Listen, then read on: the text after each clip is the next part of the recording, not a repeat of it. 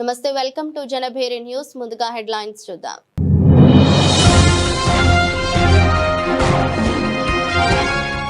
Davos వేదికగా వివిధ దేశాధినేతలు, మంత్రులు, ఉన్నతాధికారులతో సీఎం చంద్రబాబు వరుసగా సమావేశాలు.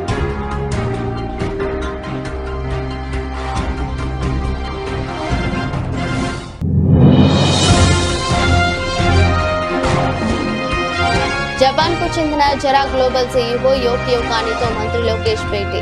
అమోనియా తయారీ కేంద్రాల్లో పెట్టుబడులు పెట్టండి విజ్ఞప్తి.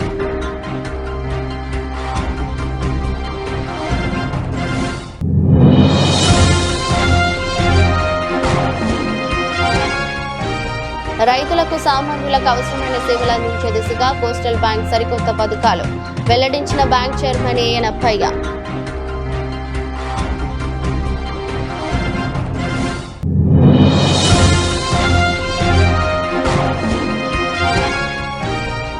శ్రీ మణికాంత ఆధ్యాత్మిక యోగా క్షేత్రంలో వైభవంగా జరిగిన హనుమాన్ చాలీసా పారాయణ మహాయజ్ఞం.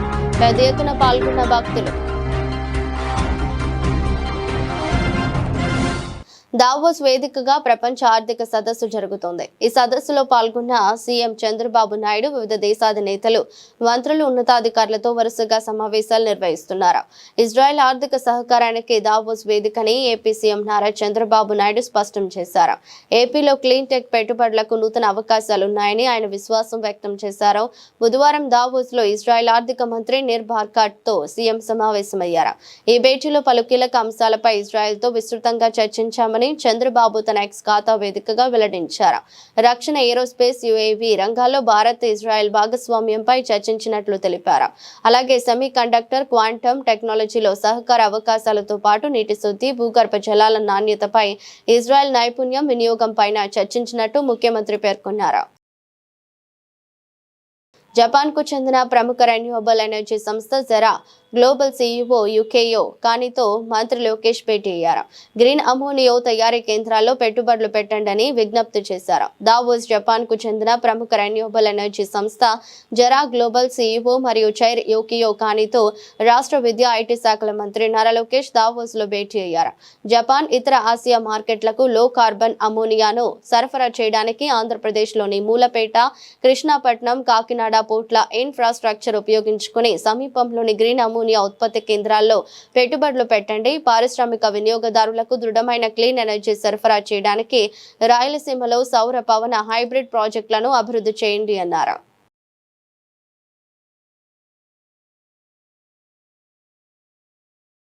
సెంట్రల్ నియోజకవర్గాన్ని ఆదర్శ నియోజకవర్గంగా తీర్చిదిద్దడమే లక్ష్యంగా పనిచేస్తున్నామని సెంట్రల్ నియోజకవర్గ ఎమ్మెల్యే బోండా ఉమామహేశ్వరరావు వెల్లడించారు.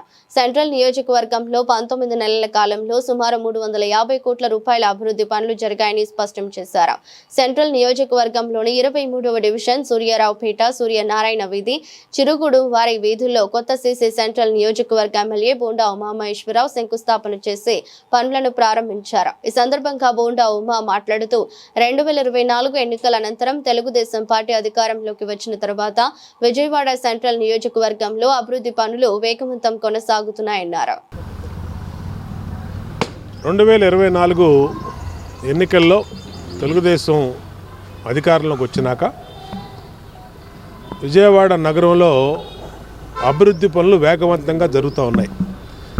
ముఖ్యంగా గత 5 సంవత్సరాలు అభివృద్ధి దూరంగా ఉన్న సెంట్రల్ నియోజకవర్గం ఈ 19 నెలల మా పరిపాలనలో నేను శాసనసభ్యుడైనాక దాదాపు 350 కోట్ల రూపాయలతో అభివృద్ధి పనులతో వేగవంతం చేశాం. సీసీ రోడ్లు కానీ, బీటీ రోడ్లు కానీ, పార్కులు కానీ, కమ్యూనిటీ హాల్స్ కానీ, స్కూల్స్ కానీ, ప్రైమరీ హెల్త్ కేర్ సెంటర్స్ కానీ అన్ని రకాలుగా కూడా అన్ని డివిజన్ల సమస్యల మీద దృష్టి పెట్టాం. మరి వేగవంతంగా అదనపు నిధులు తీసుకొచ్చి ఇవాళ అభివృద్ధిని ముందుకు తీసుకెళ్తా ఉన్నాం. అట్లాగే రాబోయే రోజుల్లో మొన్ననే మంత్రి నారాయణ గారితో పార్లమెంట్ సభ్యులు కేశినేని శివనాథ్, చిన్ని కానీ, నేను కానీ అందరం కూడా కూర్చొని మీటింగ్ జరిగింది. దాంట్లో పూర్తిగా విజయవాడ అభివృద్ధికి నిధులు ఇవ్వమని కోరాం. ఖచ్చితంగా ఆయన ఇస్తానన్నారు. ఇప్పుడు డిపిఆర్లు స్టామ్ వాటర్ డ్రైన్లకు రెడీ అవుతూ ఉన్నాయి. 23వ డివిజన్లో కూటమి ప్రభుత్వం అధికారంలోకి వచ్చిన తర్వాత సుమారుగా ఇప్పటికీ ఒక 25 రోడ్లు వేయడం జరిగింది. సుమారు 10 కోట్ల రూపాయలు మన స్థానిక శాసనసభ్యులు బోండా ఓమేశ్వరరావు గారి సహకారంతో, మరి చంద్రబాబు గారి స్ఫూర్తితో, మరి ఎంపీ గారి చొరవతో మరి 10 కోట్ల రూపాయలు ఈ సూర్యారావుపేట, గవర్నర్పేటలో సైడ్ రైళ్లు కానీ, అలాగే మరి మంచినీటి లైన్లు కానీ, సీసీ రోడ్లు కానీ, బీటీ రోడ్లు కానీ కూటమి ప్రభుత్వ అధికారులకు వచ్చిన తర్వాత 10 కోట్ల రూపాయల పైన ఈ డివిజన్లో అభివృద్ధి చేసి చూపించాము. దాదాపుగా 90% రోడ్లన్నీ కూడా గవర్నర్పేట, సూర్యారావుపేటలో పూర్తి చేసుకున్నాము. 23వ డివిజన్ని మోడల్ డివిజన్గా తీర్చిదిద్దడంలో మరి ప్రజల సహకారంతో 23వ డివిజన్ ప్రజలంతా అందరూ కూడా విజ్ఞానవంతులు, చాలా చైతన్యవంతులు. మరి వాళ్ళ యొక్క సహకారంతో తెలుగుదేశం ప్రభుత్వం ఎప్పుడు కూడా మంచి మెజార్టీ ఈ డివిజన్ ఇవ్వడం జరుగుతుంది. ఇక్కడ ప్రజలు ఎప్పుడు కూడా శాసనసభ్యులుగా కానీ, కార్పొరేటర్గా మాకు కానీ గత 20 సంవత్సరాల నుంచి కూడా మంచి మెజార్టీ ఇస్తున్నటువంటి ప్రజలు వాళ్ళకి చేతులెత్తి దండం పెట్టాలి. మరి కాబట్టి అందుకనే మరి ఆ విశ్వాసంతోనే మేము పూర్తి స్థాయి ఈ డివిజన్ని అభివృద్ధి చేయాలని చెప్పి ఎమ్మెల్యే గారు, నేను మరి దృష్టి పెట్టి రైతులకు, సామాన్యులకు అవసరమైన సేవలు అందించే దిశగా కోస్టల్ బ్యాంక్ సరికొత్త పథకాలను ప్రవేశపెడుతోందని బ్యాంకు చైర్మన్ ఏఎన్ అప్పయ్య తెలిపారు. త్వరలో ఇంటర్నెట్ బ్యాంకింగ్ సేవలు కూడా అందుబాటులోకి తెస్తున్నట్లు ఆయన వెల్లడించారు. కార్పొరేట్ బ్యాంకులకు ఏమాత్రం తీసిపోని విధంగా తమ బ్యాంక్ సేవలు అందిస్తుందని వివరించారు. కోస్టల్ లోకల్ ఏరియా బ్యాంక్ విజయవాడలోని 1 టౌన్ హిందూ హై స్కూల్ ప్రాంతంలో తన 52వ శాఖను ప్రారంభించింది. Bank chairman AN Appaiah, managing director B Venugopal Reddy, bank director Nataraj, regional manager T Ramakrishna, branch manager AVN Krishna Prasad శాస్త్రోక్తంగా పూజా కార్యక్రమాలు నిర్వహించి ప్రారంభించారు. ఈ సందర్భంగా బ్యాంకు చైర్మన్ అప్పయ్య మాట్లాడుతూ, ప్రస్తుతం 52 శాఖలతో కొనసాగుతున్న తమ బ్యాంక్ నెట్వర్క్ ను ఏడాది చివరి నాటికి 55కు వచ్చే ఏడాది నాటికి మరో 15 కొత్త శాఖలతో విస్తరించాలని లక్ష్యంగా పెట్టుకున్నామని తెలిపారు. Bank managing director B Venugopal Reddy మాట్లాడుతూ, తమ బ్యాంక్ సాధారణ పనివేళల కంటే అదనంగా సాయంత్రం 6 గంటల వరకు సేవలు అందిస్తూ వినియోగదారులకు చేరువవుతుందని వివరించారు. హెడ్ క్వార్టర్స్గా ఉన్న కోస్టల్ బ్యాంకు ఇది విజయవాడలో 7వ బ్రాంచ్ ఓపెన్ చేస్తున్నాము. కస్టమర్ సర్వీస్కి అది కోస్టల్ బ్యాంక్కి ఎన్నో విశిష్టతలు ఉన్నాయి. అన్ని బ్యాంకుల్లాగా 4 గంటలకు కాకుండా 6 గంటల వరకు మా సిబ్బంది సేవ చేస్తారు. తర్వాత ఎన్నో వినూత్నమైన ప్రోడక్ట్స్ కూడా ఉన్నాయి. రైతులకి ముఖ్యంగా వేర్ హౌస్ రిసీప్ట్ లోన్లు, అంటే డిస్ట్రెస్ సెల్లింగ్ అది చేయకుండా వేర్ హౌస్లో పెట్టుకున్న గిడ్డంగులు వాటి మీద రుణం ఇస్తాము. అలాగే పబ్లిక్ కూడా ఇల్లు చేసి చూడు, ఇల్లు కట్టి చూడు, పెళ్లి చేసి చూడు అని సామెత ఉండనే ఉంది. ఆ రెంటికి కూడా మా బ్యాంకు లోన్ ఇస్తుంది. ఎందుకంటే పెళ్లి చేసేటప్పుడు చాలా ఖర్చులు ఉంటాయి, అనుకోకుండా కనపడకుండా బయట అప్పులు చేయకుండా బ్యాంకే లోన్ ఇస్తుంది. 3 నుంచి 5 సంవత్సరాల లోపు చక్కగా తీర్చుకోవచ్చు. అలాగే ఉద్యోగస్తులకి, ప్రైవేట్ సెక్టర్లో ఉన్న ఉద్యోగస్తులకి శాలరీ మీద లోను, అత్యవసర ఖర్చులకి, ఇటువంటి ఎన్నో పథకాలు మాకు పబ్లిక్కి లోకల్గా పబ్లిక్కి అవసరమైన ప్రోడక్ట్స్ మేము ఎన్నో ఉన్నాయి, యూనిక్ ప్రోడక్ట్స్. మా సేవలన్నీ అందుకొని తర్వాత త్వరలోనే మళ్ళా నాన్ రెసిడెంట్ ఇండియన్స్కి కూడా డిపాజిట్స్ సర్వీసులు అందజేయటము, తర్వాత ఇంటర్నెట్ బ్యాంకింగ్ సేవలు కూడా విస్తరించడానికి ప్రయత్నిస్తున్నాము. ఇవన్నీ కూడా ఈ సంవత్సరాంతంలోపు అవుతాయి. సో పబ్లిక్ కూడా ఏంటంటే రిక్వెస్ట్, మా బ్యాంకుని స్పాన్సర్ చేస్తూ మా సేవలను అందుకొని తృప్తిపరగా సిఎస్ఆర్ యాక్టివిటీ కూడా చేస్తున్నామండి. సో ఇక్కడ 1 టౌన్లోనే ఉన్న ఒక ఆర్గనైజేషన్కి వాళ్ళకి అవసరమైన పదార్థాలు అవి అందజేస్తున్నాం కింద. Right, thank you. ఎండూరు కిషోర్ని 99లో ఈ బ్యాంకు మేము ఫౌండర్స్గా స్టార్ట్ చేశాము. అప్పుడు 3 బ్రాంచ్లతో 3 జిల్లాలతో అప్పుడు స్టార్ట్ అయింది లోకల్ ఏరియా బ్యాంక్గా. ఇప్పుడు 6 జిల్లాల్లో విస్తరించింది. చాలా మంచి గ్రోత్తో ఉన్నది. దానికి ఫౌండర్స్గా మేము చాలా సంతోషిస్తున్నాం. ఇది 52వ బ్రాంచి. మంచి గ్రోత్ వస్తుంది. అతి త్వరలోనే బహుశా 2-3 ఏళ్ళలోనే చాలా పెద్ద ఎత్తున పబ్లిక్ ఇష్యూకి వెళ్ళటం కానీ, షేర్స్ అవి కూడా బాగా వాల్యూస్ పెరుగుతున్నాయి. అట్లాగే బిజినెస్ పీపుల్ కూడా మంచి స్కీమ్స్ ఉన్నాయి. అట్లాగే సేవింగ్స్ అకౌంట్స్లో కూడా బిజినెస్ పీపుల్కి తగ్గట్టుగా మంచి రిటర్న్స్ అది ఇక్కడ ప్లాన్ చేశారు. బిజినెస్ పీపుల్ కూడా దీన్ని చక్కగా ఉపయోగించుకోవచ్చు. అట్లాగే ఇప్పుడు ఆన్లైన్ సర్వీసెస్ కూడా పెంచేశారు. ఇతర బ్యాంకుల్లో ఎట్లయితే కార్పొరేట్ పెద్ద బ్యాంక్స్లో ఉన్నాయో ఫెసిలిటీస్ అన్నీ కూడా ఈ బ్యాంకులో ఉన్నాయి. ముఖ్యంగా బిజినెస్ పీపుల్కి నా విజ్ఞప్తి, ఈ బ్రాంచ్ని చక్కగా మనం సర్వీసెస్ ఈ బ్రాంచ్తో ఉపయోగించుకోవాల్సిందిగా నేను కోరుతున్నాను. Thank you. నగరంలోని నోవోటల్ హోటల్ నందు ఏర్పాటు చేసిన హై లైఫ్ జ్యువెలర్స్ ఎక్స్పో కనువిందు చేస్తోంది. మగువల మనసులు దోచే పసిడి డైమండ్స్ కంపెలు తదితర వాటితో తయారైన డిజైన్తో కూడిన ఆభరణాలతో పాటు అధునాతన వస్త్ర శ్రేణితో ఆకట్టుకుంటోంది. మగువల మనసులు కొల్లగొట్టే హై లైఫ్ ఎక్స్పో నగరంలో 2 రోజుల పాటు జరగనుందని, ప్రసిద్ధి చెందిన హై లైఫ్ ఎక్స్పోను ప్రతి ఒక్కరూ సందర్శించాలని హై లైఫ్ ఎక్స్పో నిర్వాహకులు డొమినిక్ కోరారు. నోవోటల్ వరుణ్లో హై లైఫ్ జ్యువెలరీ అధునాతన వస్త్రాలతో ఏర్పాటు చేసిన ఎగ్జిబిషన్ అత్యంత వైభవంగా ప్రారంభమైంది.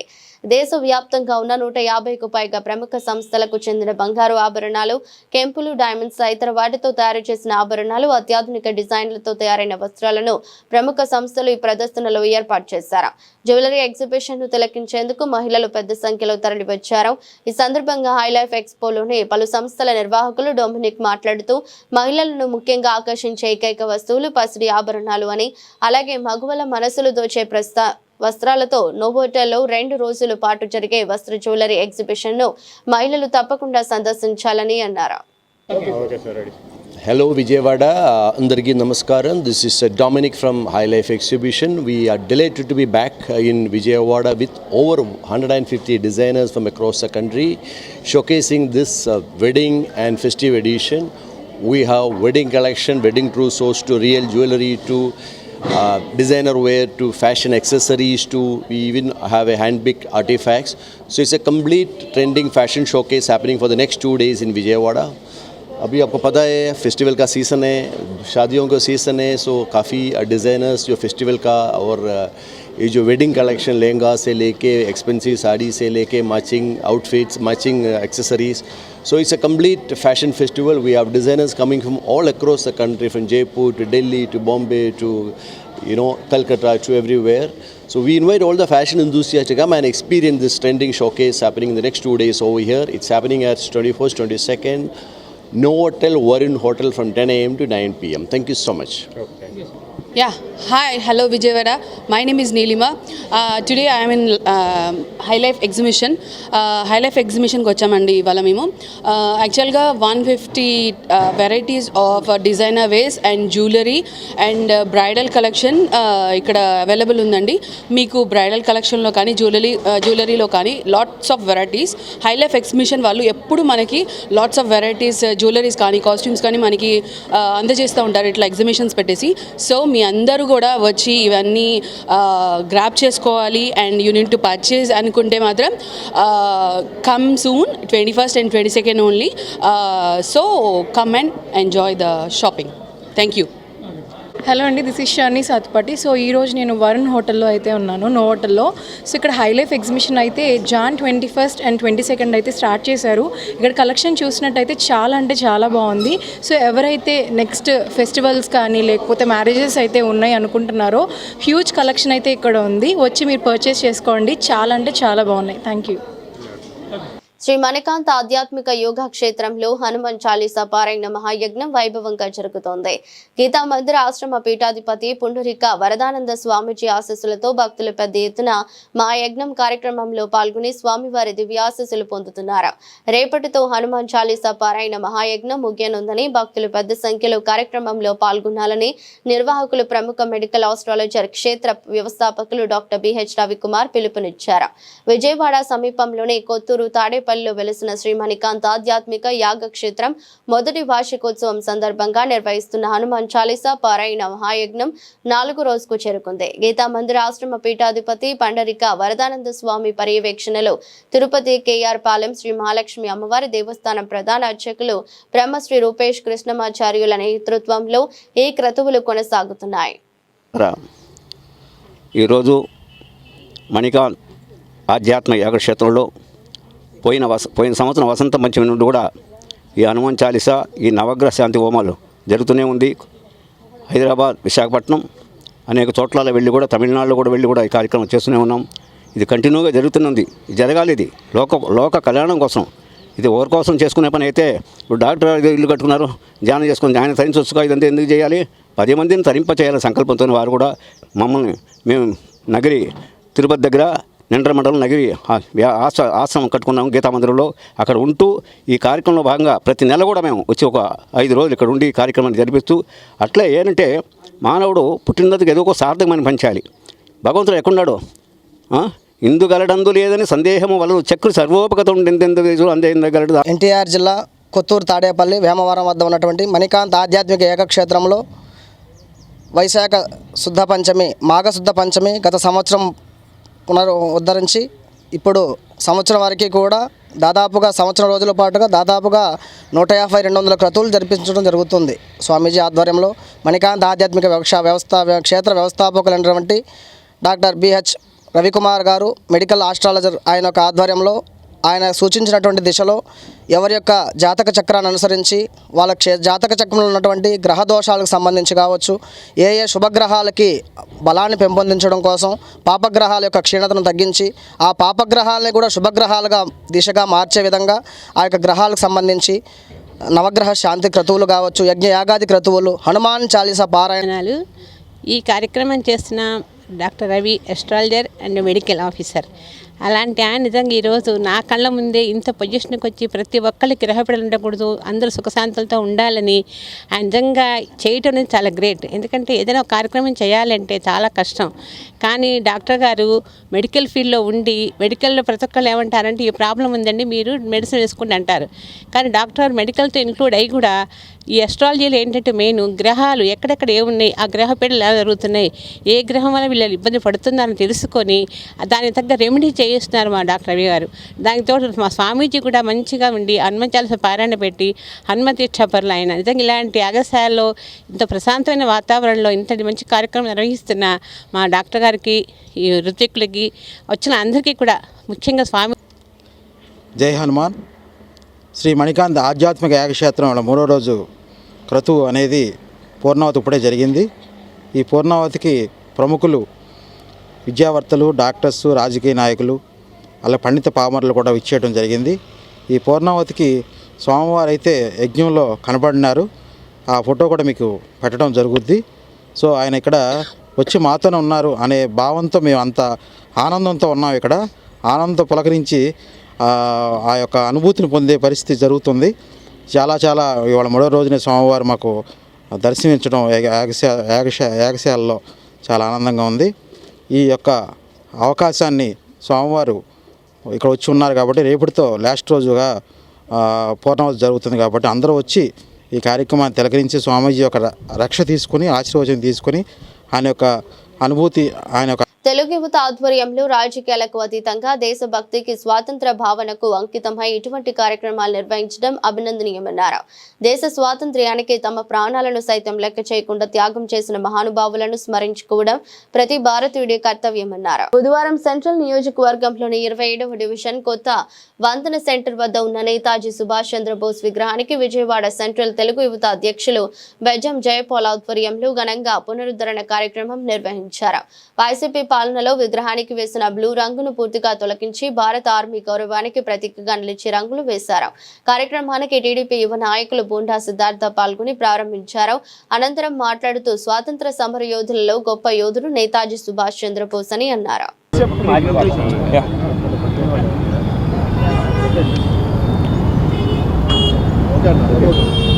ఈరోజు విజయవాడ సెంట్రల్ నియోజకవర్గంలో తెలుగు యువత ఆధ్వర్యంలో ఒక మంచి కార్యక్రమానికి ఈరోజు సోదరుడు బెజ్జం జైపాల్ శ్రీకారం చుట్టడం చాలా సంతోషం. ఎప్పుడు ఏదైతే గౌరవ సెంట్రల్ నియోజకవర్గ శాసనసభ్యులు బోండా ఉమా గారు చెప్తారో, రాజకీయమే కాదు స్వాతంత్రంలో మన కోసం ఎవరైతే పోరాటం చేసి ఈ యొక్క భారతదేశానికి స్వాతంత్రం తీసుకొచ్చారో వాళ్ళందరినీ కూడా ఎప్పుడు గుర్తుపెట్టుకోవాలని ఒక మాట ఆయన చెప్పేది. ఈరోజు వీళ్ళందరూ కూడా పాటించి ఏదైతే ఆయన జయంతి 23వ తారీఖున రాబోతున్న సందర్భంలో ఈ యొక్క మంచి కార్యక్రమాన్ని కొత్త సెంటర్లో ఆయన విగ్రహానికి రంగులేసి, నూతన రంగులేసి నివాళులర్పించడం జరుగుతూ ఉంది. ఆయన గురించి కొత్తగా చెప్పేదేమీ లేదు. నేతాజీ సుభాష్ చంద్రబోస్ అంటేనే భారతదేశంలో ఉన్న యువత మొత్తానికి ఒక చైతన్యం. ఆజాద్ హింద్ ఫౌజ్ అనే ఒక ఆర్మీని క్రియేట్ చేసి భారతదేశంలో ఉన్న ఎన్నో మంది యువతకు మీరు నాతో రండి, కలిసి రండి, మీరు నాకు రక్తాన్ని ఇవ్వండి, స్వాతంత్రాన్ని నేను మీకు ఇస్తాను అని చెప్పి ఒక గొప్ప సిద్ధాంతాన్ని భారతదేశంలో ఉన్న యువతకి చెప్పినటువంటి స్ఫూర్తి ప్రదాత నేతాజీ సుభాష్ చంద్రబోస్. అటువంటి గొప్ప వ్యక్తికి ఈరోజు ఇక్కడ మా అందరి మధ్యలో నివాళులర్పించే కార్యక్రమాన్ని నిర్వహించుకోవడం చాలా విజయవాడ సెంట్రల్ శాసనసభ్యులు ప్రభుత్వ విప్పు బోండా ఉమామహేశ్వరరావు గారి ఆదేశాల మేరకు గత వైసీపీ ప్రభుత్వం వారికి ఉన్న పార్టీ రంగుల పిచ్చితో మహనీయుడైన స్వతంత్ర సమరయోధుడు నేతాజీ సుభాష్ చంద్రబోస్ గారి విగ్రహాన్ని కూడా వాళ్ళ పార్టీ కలర్స్ వేసి మలినపట్టిన సంగతిని గుర్తించి దాన్ని పరిశుభ్రంగా చేసి మళ్ళీ ఎప్పటిలాగా ఆర్మీకి డ్రెస్ వేయాల్సిందిగా వారు ఆదేశించగానే మా యువనేత బోండా సిద్ధుబాబు గారు కూడా ఈ కార్యక్రమాన్ని శ్రీకారం చుట్టి వచ్చి ఖచ్చితంగా చేస్తానని చెప్పి ఈరోజు చేయడం జరిగింది. మహనీయులకి పార్టీలు ఆపాదించడం మా ఉద్దేశం కాదు, కానీ మహనీయుల యొక్క ఆశయ సాధన మొత్తం మహనీయుల యొక్క వారి లక్ష్యాన్ని నెరవేర్చడం మటుకి ఖచ్చితంగా కూటమి ప్రభుత్వమే చేస్తుందని ఈ సందర్భంగా మీ అందరూ గుర్తు చేస్తూ 1887 జనవరి 23వ తారీఖున పుట్టిన నేతాజీ సుభాష్ చంద్రబోస్ గారు భారతదేశాన్ని స్వతంత్రం నడిపించే సమయంలో అడుక్కుంటే స్వతంత్రం రాదు, దాన్ని కొట్టి లాక్కోవాలన్న ఉద్దేశంతో ఒక సాయుధ పోరాటం ద్వారానే దీనికి సాధ్యమని చెప్పి ఆ రోజు పిలుపునిచ్చి యువతలందరికీ ఉత్సాహాన్ని నింపిన నేతాజీ సుభాష్ చంద్రబోస్ గారిని ఆదర్శంగా తీసుకొని ఈరోజు యువతంతా కూడా ముందుకు సాగడం జరుగుతుంది. అదేవిధంగా ఈ నేతాజీ సుభాష్ చంద్రబోస్ గారు 1945లో మహిళలు దశాబ్దాల పాటు పోరాడి సాధించుకున్న చట్టాలు అమలు కావడం లేదన్న అభిప్రాయాన్ని ప్రగతిశీల మహిళా సంఘం రాష్ట్ర ప్రధాన కార్యదర్శి బి పద్మ అభిప్రాయం వ్యక్తం చేశారు. సాధించుకున్న చట్టాలు అమలయ్యేందుకు మళ్లీ మహిళలు ఉద్యమించాల్సిన అవసరం ఎంతైనా ఉందన్నారు. ప్రగతిశీల మహిళా సంఘం ఆధ్వర్యంలో మహిళా క్రిమినల్ చట్టాలు రూపకల్పన, అమలు, అనుభవాలు పుస్తకావిష్కరణ కార్యక్రమం గాంధీనగర్ ప్రెస్ క్లబ్ లో జరిగింది. కార్యక్రమంలో POW రాష్ట్ర అధ్యక్షులు ఎం లక్ష్మి, ప్రధాన కార్యదర్శి బి పద్మ పాల్గొని మాట్లాడుతూ భారతదేశంలో మహిళలు దశాబ్దాల పోరాటాల ద్వారా సాధించుకున్న చట్టాలు అమలు కావడం లేదని, పితృస్వామ్యంతో, కుల వివక్షతో, వర్గ పక్షపాతంతో సమాజం నిండిపోయి ఉండటమే కారణమన్నారు. హక్కుల కోసం దశాబ్దాలుగా పోరాటాలు చేస్తున్నారని, వేలల్లో విధుల్లోకి వచ్చారని, కోర్టుల్లో పోరాడారని, సంఘాల్లో ఉద్యమించి వరకట్న వేధింపులు, బాల్య వివాహం, అత్యాచారం, లైంగిక హింస, కస్టడీ హింస, పని స్థలాల్లో లైంగిక వేధింపులు, సతీ దురాచారం వంటి దురాచారాలను అంతమొదించాలని చేశారు. సంఘాల ఐక్య సమన్వయ వేదిక, జాతీయ సమన్వయ వేదిక ఏదైతే ఉందో ఆ సమన్వయ వేదిక ఢిల్లీ కానీ, పంజాబ్ కానీ, వెస్ట్ బెంగాల్ కానీ, తెలంగాణ, ఆంధ్రప్రదేశ్ అన్ని రాష్ట్రాల సమన్వయంతో ఏర్పడిన వేదిక ఈరోజు మహిళా చట్టాల అమలు కోసం అనే దాని మీద ఒక పుస్తకాన్ని తీసుకురావడం జరిగింది. ఇది మహిళా చట్టాల అమలు కోసం, అదేవిధంగా దీని జరిగిన ఒక సుదీర్ఘ ప్రయాణం, అనుభవాలు. అంటే ఈరోజు చట్టాలు 2 రకాలుగా వస్తున్నాయి. అది ప్రభుత్వము ఒక రకమైన మహిళలపైన చాలా తీవ్రమైన నేరాలు జరిగినప్పుడు కఠినమైన చట్టాలు తీసుకొస్తాము, వాళ్ళు శిక్షిస్తాము అనే మాట్లాడుతున్నారు. కానీ అట్లాంటి చట్టాలు సంబంధించి ఉద్యమ ప్రభావంగా వచ్చిన అనేక చట్టాలు, అంటే మహిళ మీద జరుగుతున్న హింసని ఒక భరింపదగిన హింసగా మాట్లాడటం కాకుండా వాటిని శిక్షింపదగిన హింసగా, అంటే మహిళపై జరుగుతున్న అన్ని రకాల హింసలు, ఈ హింసలన్నీ కూడా శిక్షింపదగిన హింసలని చెప్పేసి గుర్తింపు చేయడానికి దశాబ్దాల తరపున పోరాటం జరిగింది.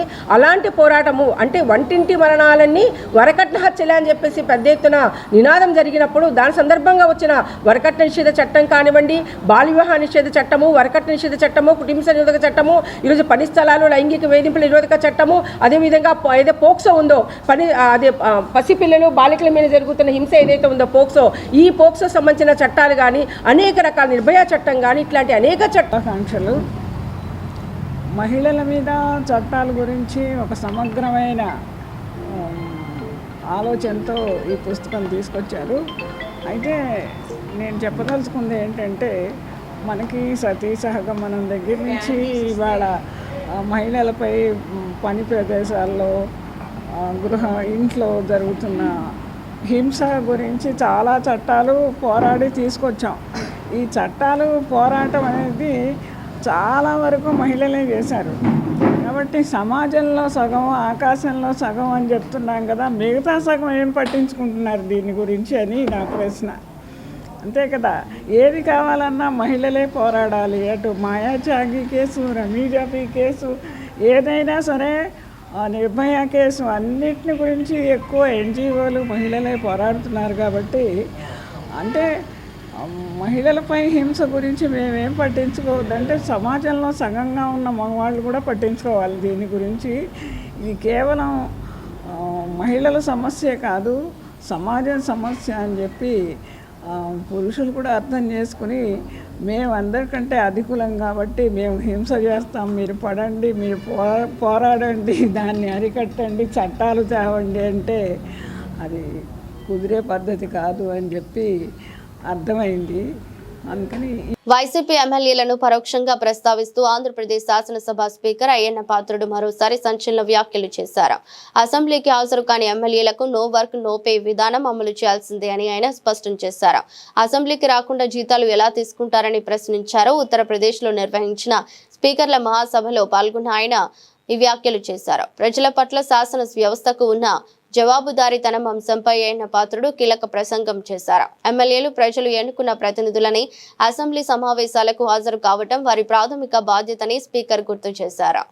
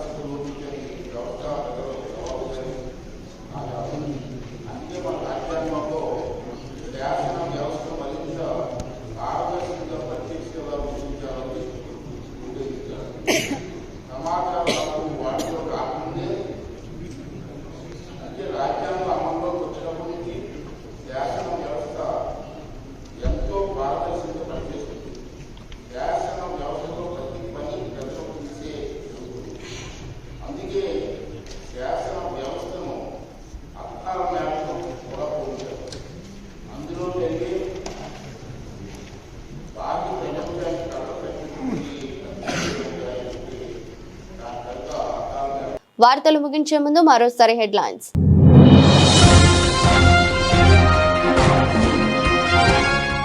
దావోస్ వేదికగా వివిధ దేశాధినేతలు, మంత్రులు, ఉన్నతాధికారులతో సీఎం చంద్రబాబు వరుసగా సమావేశాలు.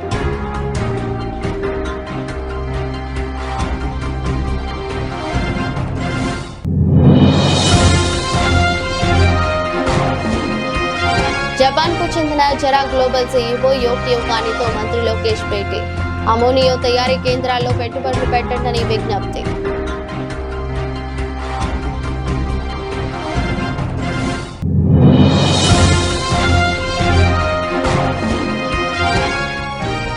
రైతులకు, సామాన్యులకు అవసరమైన సేవలు అందించే దిశగా కోస్టల్ బ్యాంక్ సరికొత్త పథకాలు వెల్లడించిన బ్యాంక్ చైర్మన్ ఏఎనప్పయ్య.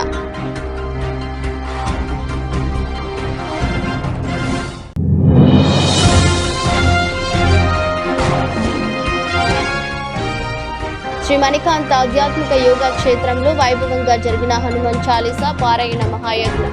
పెద్ద ఎత్తున పాల్గొన్న భక్తులు. ఇదరోజు బులెటిన్. మరో బులెటిన్లో మళ్ళీ కలుద్దాం. అంతవరకు సెలవు. నమస్కారం.